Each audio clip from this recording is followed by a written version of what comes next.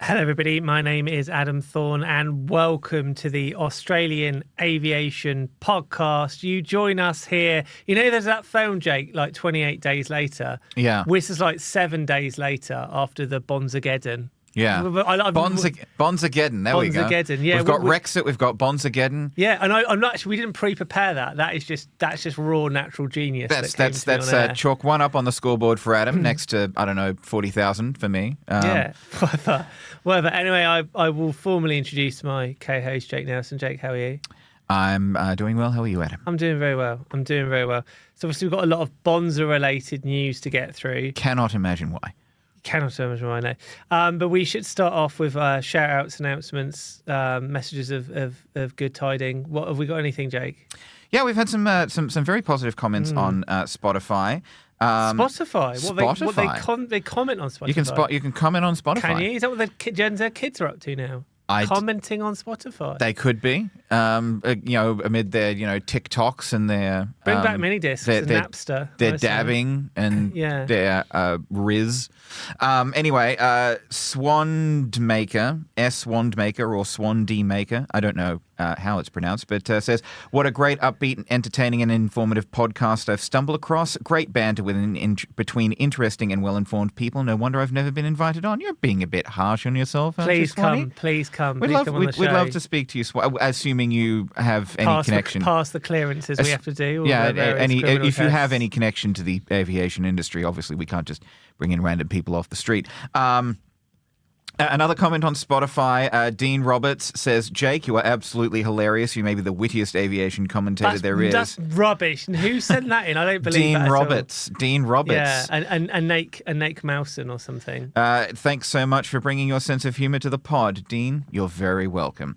And we've had also on last week's episode, Plane Spotter Max says, great podcast as always, guys. Hopefully Bonza can get back on its feet as soon as possible, which is something that we're all hoping, and we'll get it into a bit more in just a bit. In a bit, yeah. Before we get to Bonzageddon, though, we will talk a little bit about the Australian Aviation Awards. If you want to enter, and you should do, we have categories for just about everything. We have categories for individuals. We have categories for groups. I would read out the long-winded website, but basically go on Google and tap in Australian Aviation Awards. And this whole thing will culminate in a very fancy black tie event at the Star, which will take place on, I'm Googling it now, I've got the spinning wheel of doom, on the 29th of August this year. So whether you get nominated or not, you can still come along to the event. But go on our website, have a look at the categories that we've got. You can either nominate someone else, which basically just means that they get sent an email saying put yourself forward, or you can submit. Our tips to anyone entering is the more detail and the more evidence you can give in your submission, the better chance you've got. So go and check that out. During the day, earlier on, we're going to have the Australian Aviation Summit, which we're going to be formally announcing in a few weeks' time. So keep your eyes peeled for that. And that, I think, is the end of our the kind of the Jake adulation. Apparently, we did actually have a negative comment that came in that basically said, drop all the Enoch stuff. It's got boring now. Come up with new ideas. But it's vanished from the inbox. It's completely gone. Don't look at me. Yeah, 100% we all saw it. So you've gone in and deleted it, haven't you? No, you know who went and deleted it? No. The Dread Enoch. No, this is it. You need new material. You need where's the narrative for season 2? There's nothing. You just go back. I wasn't aware we were in a new season, Adam. Well, it just you've got to keep the story moving forward. People have had enough. We didn't even have like a cliffhanger or anything like that. You know, the lingering plot threads weren't wrapped up. Well, I talked to you about a lingering plot thread. So at the end of the last episode we recorded, we were talking on the show about how Bonza had grounded all its aircraft, and then the little sods, Bonza announced that they were going into voluntary administration while we were recording on the show, which therefore made the entire show out of date, with one final insult. And I would say before we go into it, obviously as the kind of the industry publication, our hearts go out to all the people that work for Bonza, and also huge sympathies for the people, the directors, everybody involved in Bonza. It sounds like they've had a very difficult time of it. And let's not forget all of the passengers. The passengers as well. We're at the planes. We're about the people that work on the planes. The passengers. Adam, you can't have an airline without passengers. We have to part with them, possibly, don't we? or possibly freight. No. In all seriousness, though, there were a lot of people that had a real struggle with everything. He were kind of, stranded is a bit too far, but were kind of stranded in the middle of nowhere. They had to be repatriated, whatever. A lot of people this time last week when things went wrong had an absolute nightmare trying to get back home. So the whole thing's been a very difficult thing for the industry. Now, there's so much we can talk to about this. So let's just go. Let's do this in chronological order. So the last time we spoke, Bonza had grounded its aircraft. Then they went into voluntary administration. Take the story on from there. Where have we gone from last Tuesday to where we are now? What are the big developments here, Jake?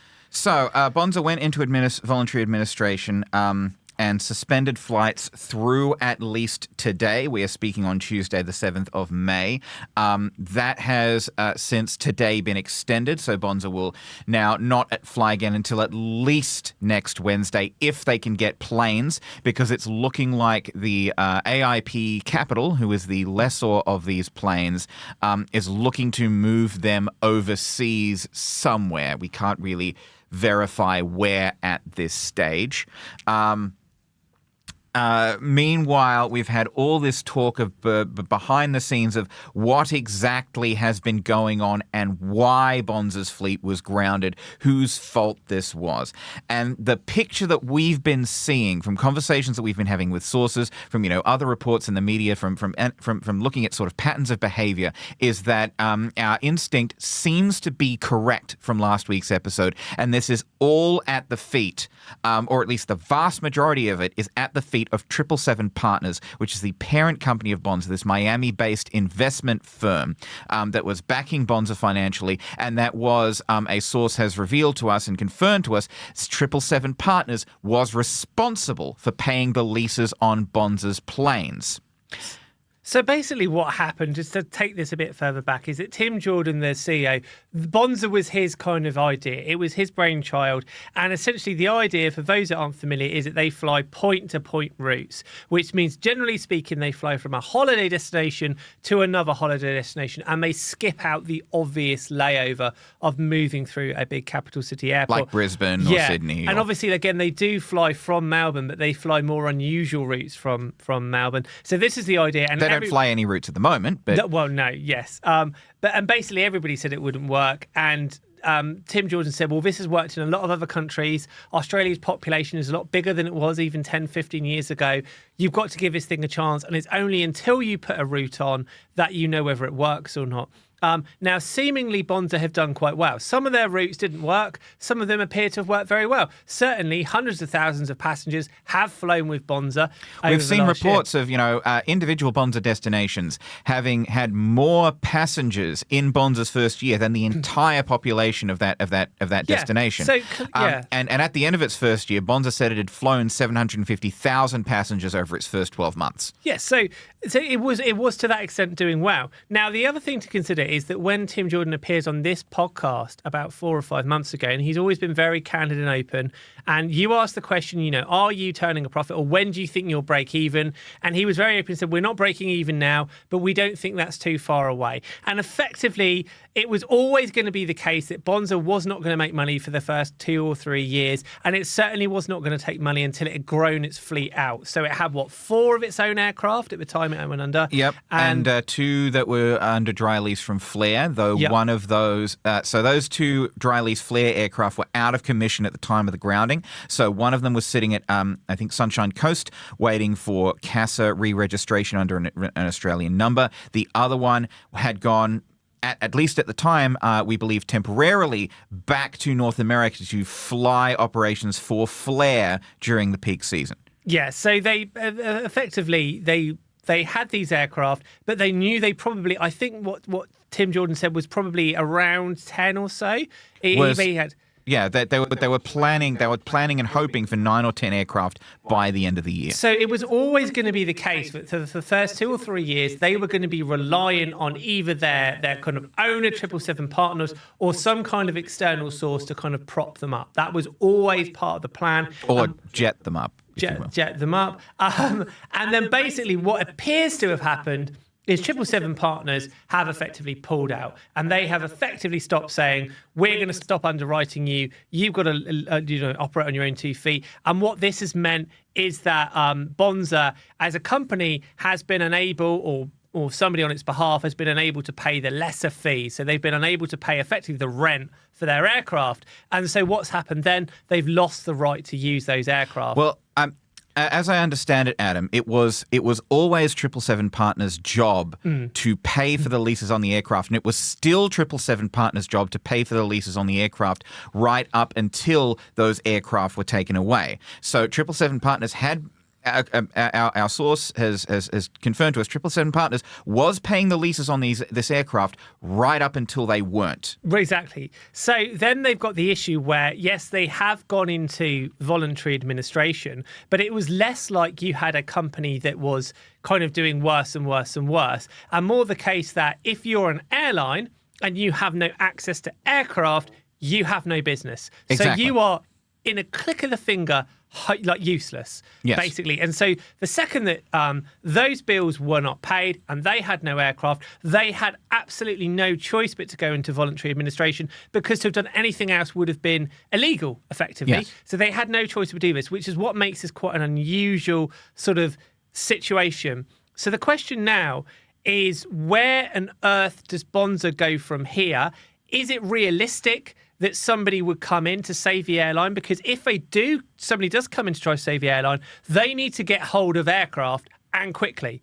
They can't, because otherwise what is Bonza? It's an airline now without aircraft. Obviously, it currently has staff, but they will leave. They clearly will leave. You've got an industry-wide talent crisis.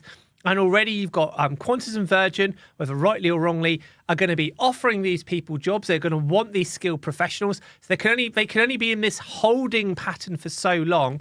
How do you see these next sort of few weeks panning out, Jake? So we spoke to a very important source who has put his name to things. Bradley Davrin, the CEO of Avcro, which was Bonza's maintenance operation. Bonza's maintenance partner who was fixing Bonza's planes. And Brad essentially confirmed to us that Bonza was doing well. Bonza was paying its bills. Bonza was never in stop credit with Avcro. This guy, Brad Davrin, would have had a very good idea of how Bonza was doing, because he was fixing Bonza's planes. It was one of the biggest creditors for Bonza. And so he's confirmed that basically Bonza was a viable business that was also, he told us, close to attracting an onshore buyer. And we've sort of had indications around this that maybe there was someone going to come along and buy Bonza and take it off 777 Partners' hands before these planes were taken away. Now, one interesting thing that has come out today is that the administrators for Bonza, Hall Chadwick, have indicated that they are still fighting to get Bonza back in the air. They have not thrown in the towel. Now, it's only been a week since Bonza went into voluntary administration, but they have not given up yet, which seems to indicate that maybe there still might be hope. But it's, as you said, Adam, if someone else does come in and take over Bonza, they will need planes. Because yes. And this is the kind of incisive aviation commentary that you tune into the show for. But you cannot be an airline and you can't fly planes if you don't have planes. That's just common sense. Whether you're going uphill or downhill. Whether you're going uphill or downhill, you cannot fly planes in any direction if you don't have them. So there's going to be a lot of people hoping, and I think that the FAAA has also set up like a project to help fund Bonza flight crew as well. That's what I've heard. Just looking to confirm that. but we heard this shortly before we went in there. Yeah, there's been an online fundraiser launched by the Flight Attendants Association of Australia, entitled Support Bonza Cabin Crew in Crisis. So these poor staff were stood down 3 days before payday. Yeah, and this is to go on to this is a story I actually wrote. The staff are in a lot of trouble right now because they're kind of in limbo. So, as people may or may not be aware, and I might get the name of this wrong, they're a very, very good government scheme. I think it's called like the Fair Employment Guarantee or something or other. It's basically the scheme that means that if you work for a company and it goes under, any of the money that you're owed for that, the government will effectively pay you. So you're not punished for a company's mistakes. In order to go through the means of applying and getting this payment, the company has to be finished. It has to be insolvent.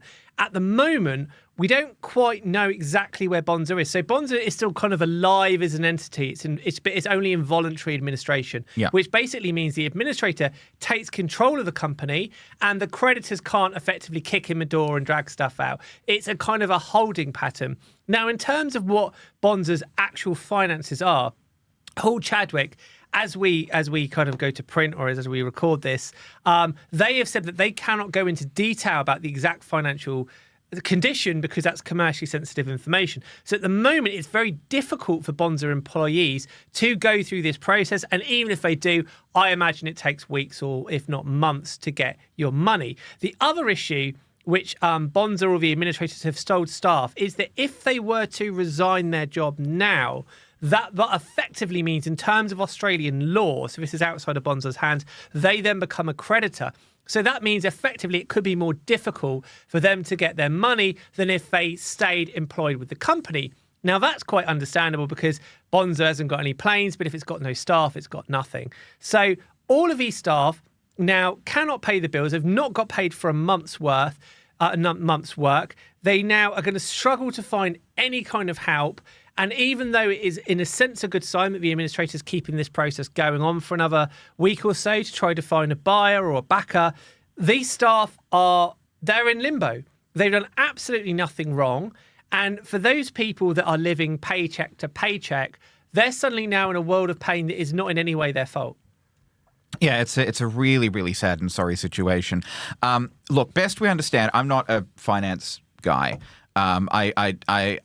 From what I've been gathering from sort of research and talking to people, the situation is kind of that when you go into voluntary administration, your bank accounts are frozen.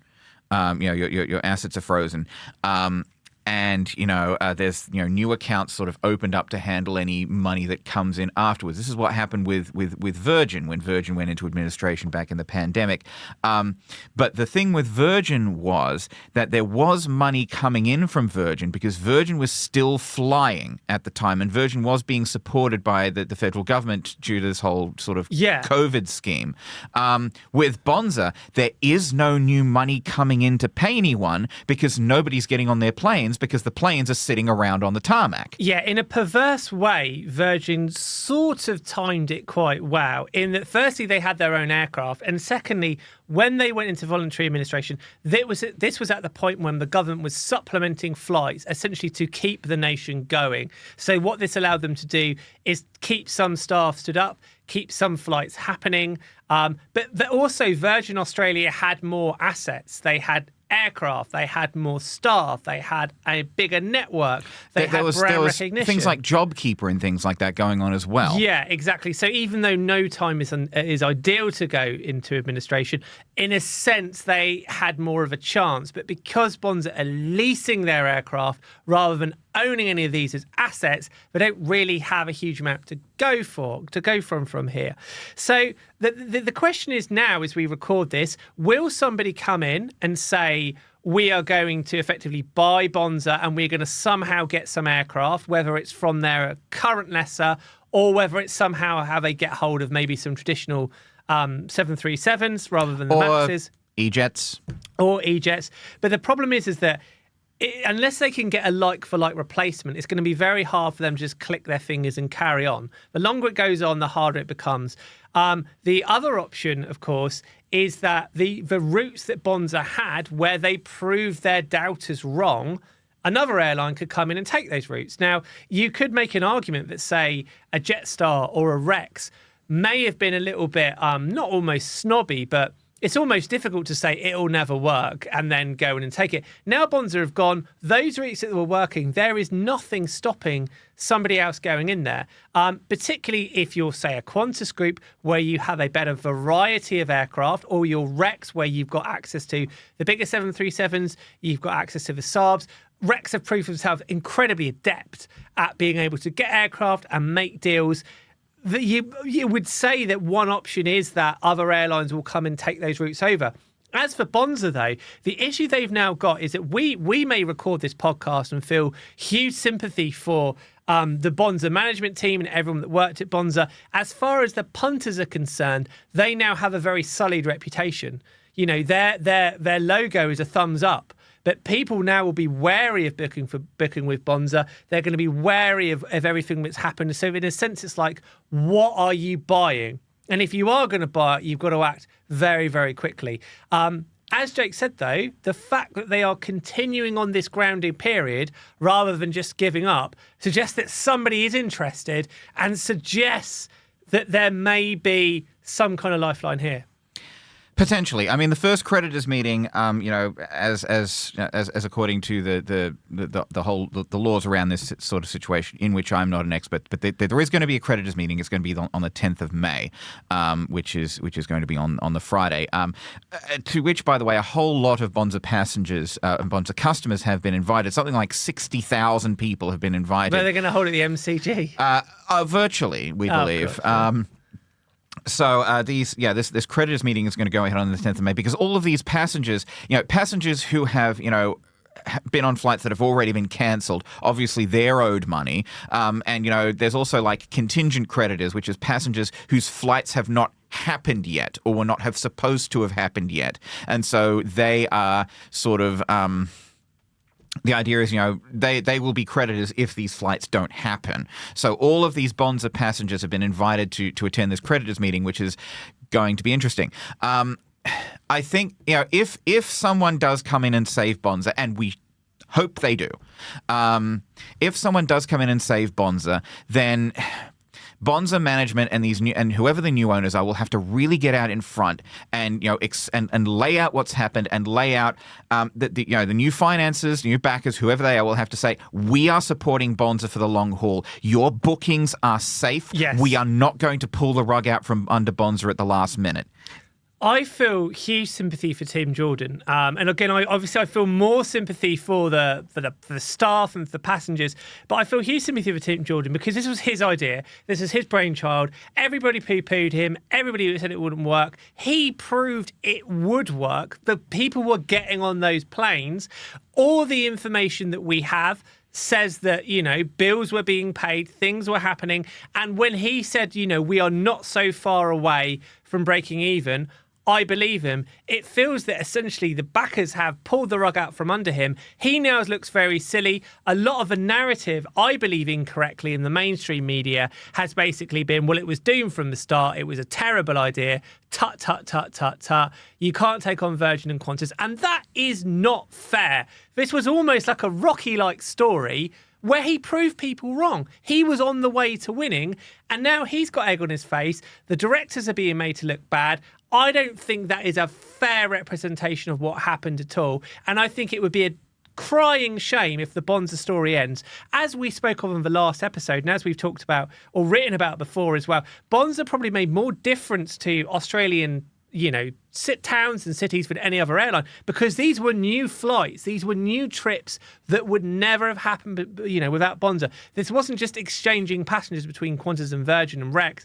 This was new money going into towns, new flights happening. So in a sense, the impact of this is even bigger. So I do feel very sorry for them. I do hope that if they are able to continue, that Tim is able to sort of finish the job and finish what he's doing there, because I've been reading a lot of the coverage of this, and I think it's just not fair. I think, and I'm going to put on my own ranting hat for a moment. I think that if Tim Jordan made one big misstep in this whole thing, it was letting 777 Partners anywhere near his idea. Because all of what we've been seeing we've been talking to sources, we've been, looking at things that are being reported in the media, things that are matters of public record, is that 777 Partners has been engaged in, let's say, some very questionable activities. Yes. For starters, the day that Bonza's aircraft went into administration in UK time, so UK time last Tuesday, after the planes had been seized, 777 Partners paid £16 million, that's $31 million, to Everton Football Club. And I hate Everton Football Club. And Adam hates Everton Football Club. I hate Liverpool in general. But 777 Partners, instead of seeing that its Australian airline was in trouble because its leases had been taken over and its planes had been seized, instead of paying those leases, 777 Partners paid $31 million. I don't know how many plane leases that could have paid for, but possibly at least a couple. Paid this money to Everton Football Club. Why? Yeah, it doesn't look good.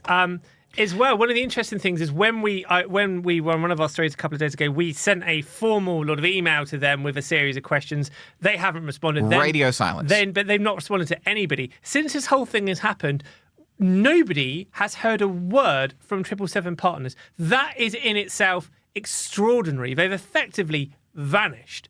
The idea that they are, and they may have a different argument, the idea that you've effectively pulled money out or you've stopped doing that, a lot of people have potentially lost their jobs. Tens of thousands or hundreds of thousands of journeys have been affected, and you haven't even got the decency to say sorry or give an explanation or front it up.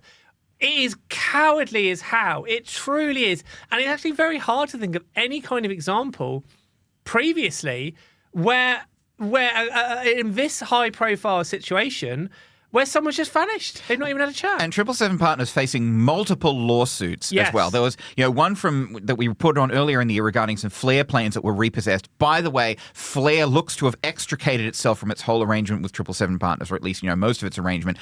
We understand that 777 Partners is, via reporting, I believe in the AFR, we believe that Flair's, 777 Partners' stake in Flair has been reduced to next to nothing.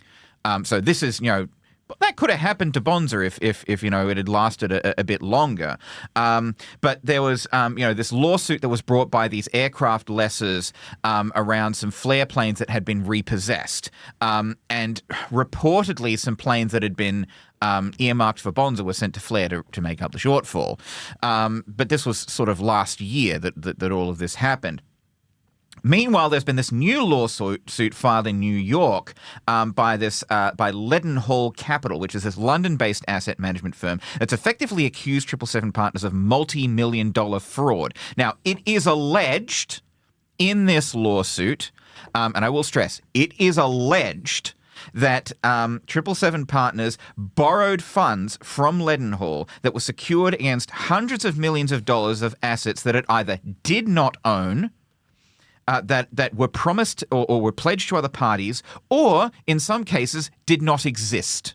So this court filing by Leadenhall says, and I quote, if the borrowers did not actually own the assets pledged as collateral or had already pledged those assets to another lender, the entire facility would have effectively become an illegal and unsecured piggy bank that an individual like founder Joshua Wanda could use to finance risky private equity investments in aviation, media, and sports, including professional football teams, while paying lower rates under the pretense of secured financing. And they went on to say, quote, as it turned out, this is exactly what happened here. So this lawsuit by Leadenhall Capital is accusing 777 Partners and its founders, Josh Wanda, Steve Pascoe, of basically pretending that they had a whole bunch of assets that they didn't have or couldn't render up as if required.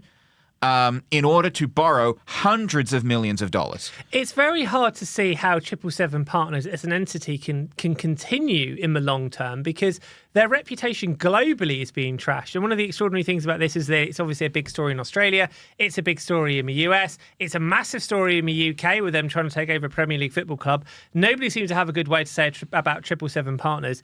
It's very hard to see how they continue, particularly having not said anything. We've had as well, in the Fin Review has reported today, so this is coming out of the Fin Review today, that apparently there were these secret emails between 777 Partners, AIP Capital, this aircraft lessor, which I believe was spun off from 777 Partners earlier this year, and ACAP, the financier, behind 777 Partners. These emails that the Fin Review has apparently collected say that that 777 Partners and ACAP and AIP were sort of working among themselves to get their hands on Bonza's aircraft and get them out of the country somewhere else. So this email from Jared Ailstock, the co-founder of AIP Capital, this was sent to, as per the Fin Review, Kenneth King, the executive chairman of ACAP, and Carson McGuffin, the special situations portfolio manager at ACAP. And it was shared, says the AFR, with Kevin Burgos, who was from 777 Partners, and Fin Review says one of the Bonza's points of contact with its owner. But I quote this email that was reported in the AFR. In the email, Mr. Ailstock wrote, quote, "We'll need to revisit next week to keep them calm, but this should help. We are moving full speed ahead to get the planes out of there ASAP and wind this up." Now, this email was allegedly sent on March the 22nd, a full month before Bonza went into a voluntary administration. And, before this default notice was issued to Bonza on April the 17th. It doesn't feel like anyone really cares about it certainly doesn't feel that if that is correct, that 777 Partners could care less about the passengers, could care less about anything. The whole thing is just a mess. It is. And look, I want to be clear here as the rant hat remains on my head. If our read of the situation was that this was all Bonza's fault, that this was never going to work, that they were insolvent, that they were hemorrhaging money, that they were behind on their bills, etc., etc., etc. If our read of the situation was along those lines, that is what we would be saying. But according to the evidence that we have seen, that is a matter of public record, according to sources that we have spoken to, according to what we have been able to piece together, that is not the case. Our read of the situation is that Bonza was a viable operation that has essentially been abandoned by a parent company that did not have its best interests at heart. Yeah. And again, I have huge sympathies for Bonza and everybody that worked there, and for Tim as well. I think it's probably, I think that there's 50-50 whether they're, somebody could come in. I hope they do.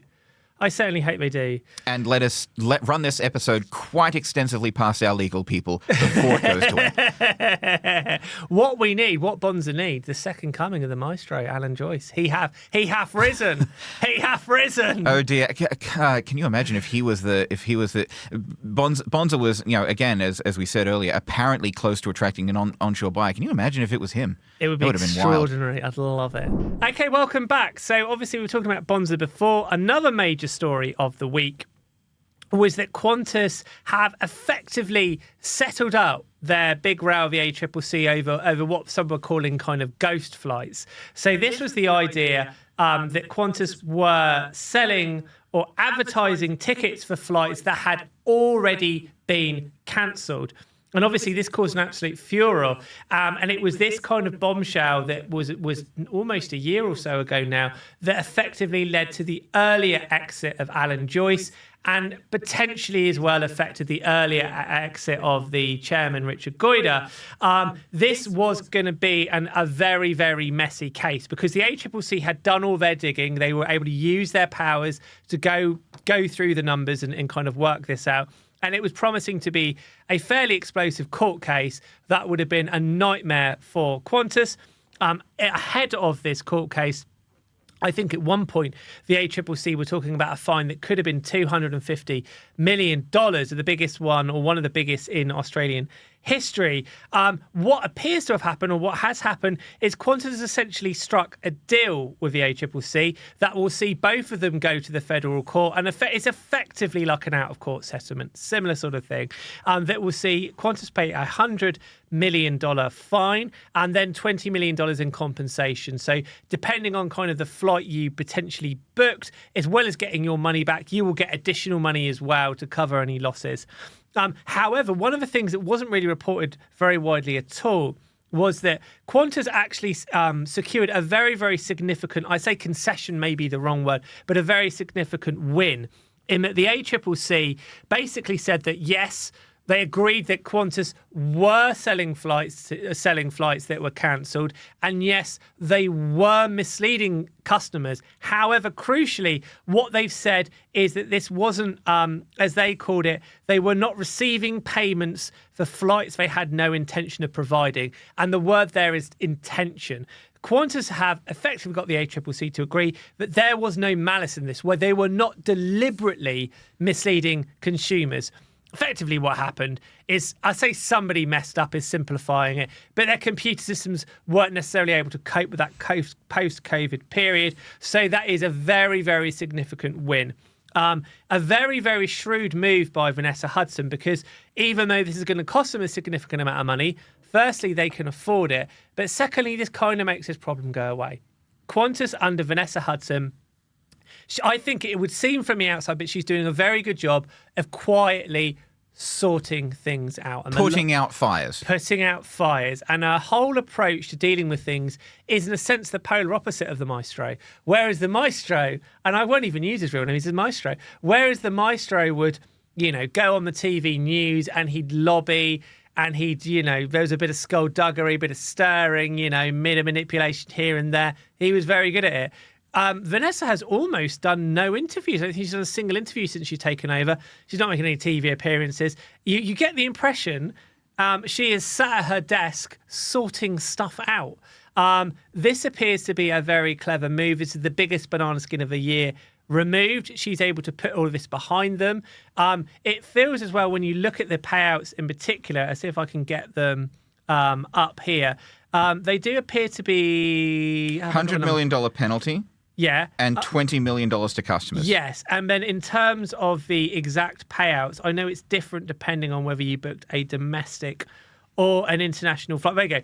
So Qantas will pay $225 dingo dollars to domestic ticket holders and $450 to international ticket holders. And this is obviously on top of you getting your money back or being offered an alternative flight. So that is a very generous settlement here. So they've managed to make this problem go away. It's a fairly generous payment to all those people affected. Does a lot to repair relations with the ACCC.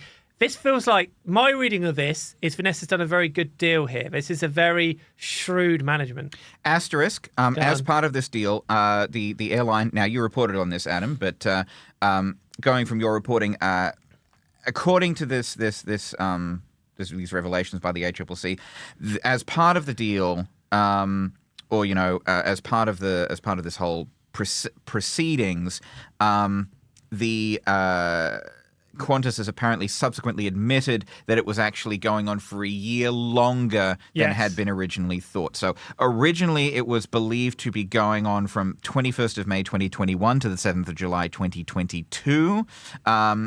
The Flying Kangaroo has now admitted, again, very weird sentence out of context, but the Flying Kangaroo has now admitted that this was actually from 21st of May 2021 until the 26th of August last year. So this was going on for longer than suspected. But as part of the deal, as you say, Adam, the ACCC has effectively backed away from these claims that Qantas was doing this on purpose, and that sort of Hanlon's razor applies to the situation, which is never attribute to malice that which can be adequately explained by incompetence. Yes. But one of the other intriguing parts of this is I kind of feel that if the maestro were in charge, he'd have been like, we're going to court, we're fighting this, we're taking somebody on. This whole approach here, Vanessa's approach, is very, very different. I cannot see how Alan Joyce would have done this. And in fact, certainly, initially, Qantas, it appeared that they were going to defend themselves against this, and there was the whole shambles of the bundles of contractual rights. Yeah. Effectively said that Love to go out and buy me some bundles of contractual rights. Yeah. They're the best kind of rights. Effectively, what Qantas said is that you never actually book a exact time and expect it to leave at that time. You simply book a flight and hope the airline will do its best to get you there. Yeah, it's basically at roughly that time. You buy the right to be flown by the airline to the place that you want to go at approximately the time. Which, of course, I mean, the fact that, I understand that legally might be correct. It's nonsense because obviously the whole point of having code share agreements and layovers and stuff is the entire thing is based on the thing taking off on time.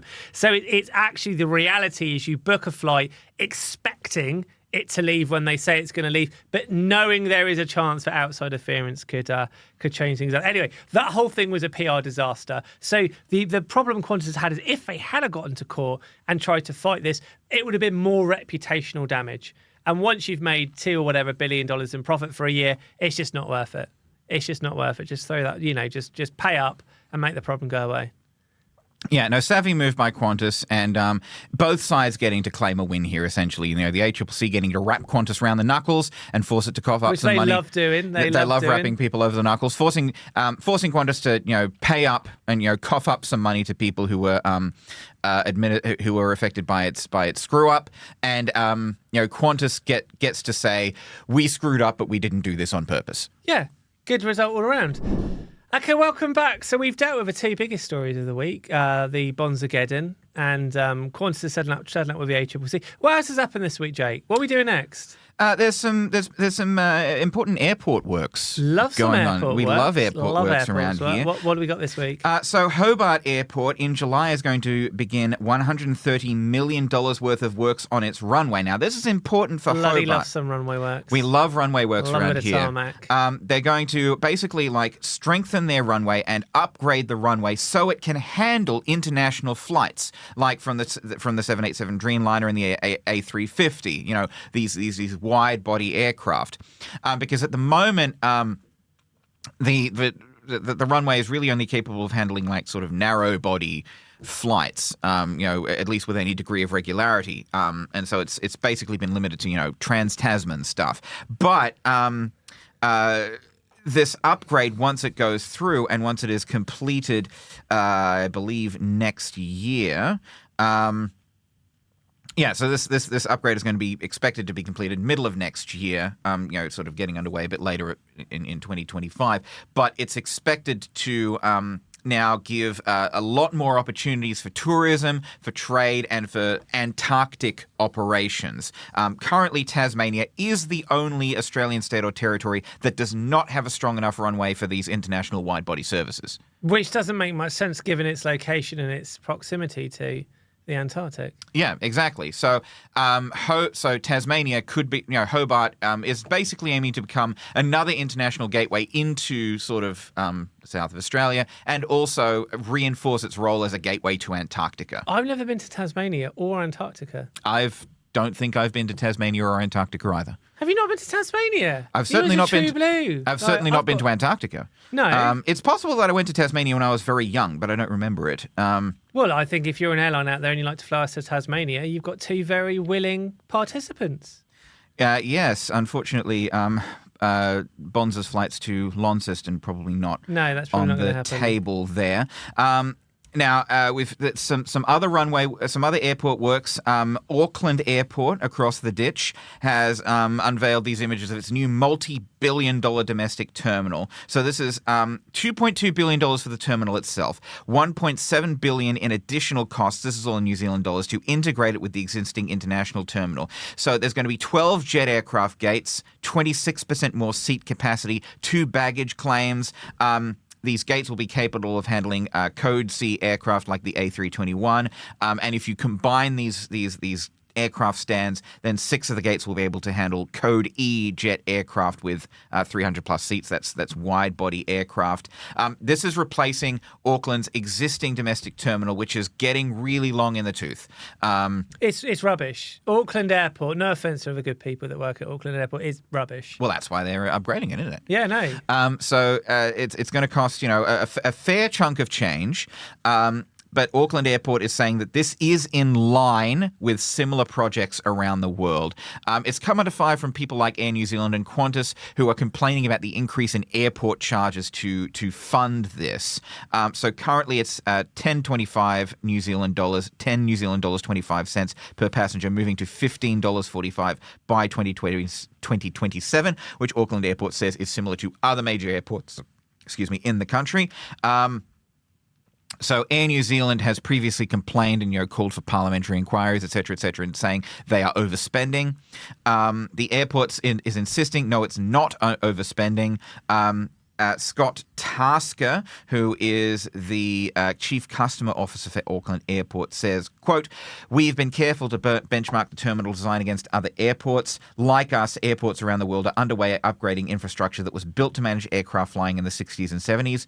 This means we have good examples to reference, including right across the Tasman, where Brisbane Airport is underway with a $5 billion program that includes a new third terminal and existing terminal refurbishment." Excuse me. So, works on this new terminal expected to begin later this year, with the new integrated terminal to open in 2028-29. As I understand it, they're going to be keeping the old domestic terminal around for a little while to handle like turboprops and things like that, whereas this new integrated terminal will handle the domestic jet operations of Auckland Airport. So some big airport works going on. We love when airports do works. We've got a new terminal and a new runway. What more do you want for one podcast? Possibly to have them both in the same place. That would be. We've lost some aircraft, to be fair, in this show. But yeah, it's a bit of a mixed bag. Speaking of airports, over here in Australia, it has come out that Australia's 4 major airports, so Sydney, Melbourne, Brisbane and Perth, have all returned to profit in the 2022-23 financial year. So they are making money again after quite a long time of losses due to COVID-19. That's particularly important because airports effectively got quite hard done by COVID payments. They weren't anywhere near as well looked after as airlines. And in terms of a lot of airports, it was difficult for many of them to claim JobKeeper, I think in particular, because if you happen to be a state-owned thing, you weren't entitled to anything. So a lot of airports very much struggled during the pandemic. So it's important that they return to profitability. Yeah, so this is all from coming from things like aeronautical revenues, car parking income, landside access. Also, all of these 4 airports had an overall rating of good. Love a good rating for an airport. A great, a good or an excellent. Superlative. Yeah. But that's what people would say about this podcast show. I mean, some people would say it's excellent. I think most people say it's all right. Yeah. All right, fine. If you're bored. It's adequate. If you're chronically bored, it will do. But yeah, so according to ACCC Commissioner Anna Breakey, this was all from ACCC data, significant increase in aeronautical revenues and return to aeronautical profits in 2022-23. At Australia's 4 largest airports as these interstate and international travel restrictions ended and people returned to the sky. She said the airport stayed open during the pandemic and continued to incur some aeronautical expenses without their usual level of accompanying revenues. As passengers returned in 2022-23, aeronautical revenues increased more than expenses, which lifted profit margins closer to the pre-pandemic levels. Now, predictably, the airlines have come out and said that, this all shows that there is a power imbalance between airports and airlines. It's a story as old as time itself. If we have the Jedi and the Sith, and we have airports and airlines. Who are the Jedi and who are the Sith in this scenario? I'm saying that the airlines are probably the Jedi, aren't they? They're a bit more exciting. So the airports are the Sith. Yeah, exactly. Like you've got Darth. I'm trying to think of a witty airport name I could give to this. It's like Darth Tullamarine or. That kind of works, to be fair. Yeah, no, it needs to be more sinister. Darths tend to have names like, Vader and Maul and Sidious. But you hate the Gold Coast, so you could have just Darth Goldie. Darth Goldie, that work? Maybe. Yeah. Anyway, But yes, so the airline lobby group has said that the current monitoring-based regulatory regime for airports is not fit for purpose, says that there's no mechanism for airlines to enforce the clause in the aeronautical pricing principles for referring disputes to independent commercial mediation or arbitration, meaning litigation is the only avenue for disputes to resolve. Naturally, the Australian Airports Association has come back saying what they've been saying is that airport charges are not too high. The CEO, James Goodwin, has said that the rebound in airport revenues just reflects that there are more travellers due to this reporting period being the first in a while without COVID border or travel restrictions. He said that airport charges remain a significantly and persistently low proportion of airfares, only making up about 4.8% of total cost of an airfare, less than $20. He says calls to mandate the aeronautical pricing principles are unnecessary. The report shows that airports are operating fairly, not holding back aviation growth, not contributing to higher passenger airfares. Good. Now, before we wrap this up, and you don't necessarily have to give any names, we had an email today from a concerned reader that had a bloody nightmare getting back after her Bonza flight was cancelled. Talk us through the gist of this and how you, Jake Nelson, stepped in to save the day. Yeah, so this was a customer who was caught up in this whole in the whole fiasco surrounding the unexpected seizure of Bonza planes that resulted in her flight from I think it was Gold Coast back to Avalon, or something like that. You know, I think it was Gold Coast back to Avalon. Now she was instructed to be at Gold Coast Airport to get to Sunshine Coast Airport for a 10:30 a.m. flight. I'm drawing a map in my head of that. Now, 20 minutes from the airport, they got news that the flight had been cancelled. This was apparently they had been in the middle of she was celebrating her 80th birthday. They were in the middle of a 5-day holiday at Broadbeach. So they went to Sunshine Coast Airport, but the flight had been cancelled. They found this out 20 minutes from the airport. They got flights down to Avalon with Jetstar, but this was before that. So flight from Brisbane to Avalon via Sydney with Jetstar. And for those of you who are on YouTube, Adam's sort of mapping this out with his finger. Trying to Flight down via Sydney to Avalon with Jetstar. This was before, so she paid upwards of $700 to get down with Jetstar to Avalon. Seconds after she'd made the booking, or minutes after she'd made the booking, she heard that Virgin was doing free flights. And so she called Jetstar, explained, cancelled. Jetstar at the time said that they could only provide her with a credit note.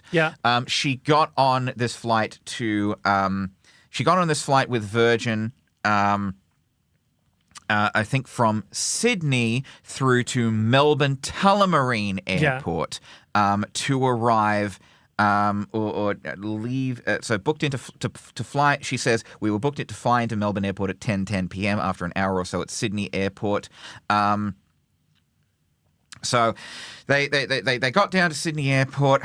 They got to Melbourne Airport, and a relative, her son, who lives on the opposite side of Melbourne, was working late, knocking off about 10 p.m. So he had to come pick them up from Melbourne, drive them to Avalon, where they could get their car and finally drive home. So it was please, dear reader, whose story I'm telling, if I've gotten any details wrong, I'm trying to summarize your email here. Please let us know, because this sounds like quite the odyssey. But emailed us. In times of distress, in times of need, when nothing else can save you, there was only one more option. Call for Jake Nelson. Yeah, the Batman thing goes in the sky. Yeah, put up the signal. So emailed me with the story. I got in touch with Jetstar to find out what was going on. Jetstar sort of asked for our lovely media contact at Jetstar. Thank you, James. We spoke with him. We supplied James with the booking number that our reader that this correspondent had given us, and we got the good news from James that the Jetstar booking was being refunded. This is what we do. This is what we do. Smiles on faces, otherwise known as public service journalism at its finest, traditional journalism. This is what we do. We fight for our readers. We fight for our listeners. A great result. Great result. And thank you to Jetstar and thank you to James at Jetstar for getting this all sorted. I'm sure that our correspondent, who we shall call Y, I'm sure that Y and her daughter will be very happy to have this money back. Let's not let it get out that we do this because everyone will be coming to us. Everyone's going to want one. I don't have enough. There's not enough of me to go around. Well, yes, I will end the show by saying thank you very much, Jetstar.